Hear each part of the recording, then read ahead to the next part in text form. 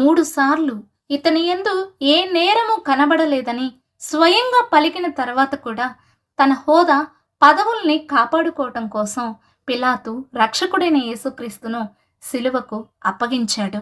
అంతేకాదు, రక్షకుడైన యేసు ఏర్పరుచుకున్న శిష్యుల్లో ఇస్కరియోతు యూదా 30 వెండి నాణేలకు ఆయన్ను అప్పగించాడు. ఆయనను అత్యధికంగా ప్రేమించిన మరొక శిష్యుడు ఆయనను ఎరుగనని చెప్పి శపించుకోవడానికి, ఒట్టు పెట్టుకోవడానికి పూనుకున్నాడు. ఆయనతో పాటు చెరసాలలోనికి వెళ్ళడానికైనా సరే, చావడానికైనా సరే సిద్ధపడిన మరికొంతమంది శిష్యులు వారి ప్రాణాల్ని రక్షించుకోవడానికి పరుగెత్తారు. అందరూ తనను విడిచిపెట్టినప్పుడు సైనికులు ఆయన్ని పట్టుకొని పోయారు.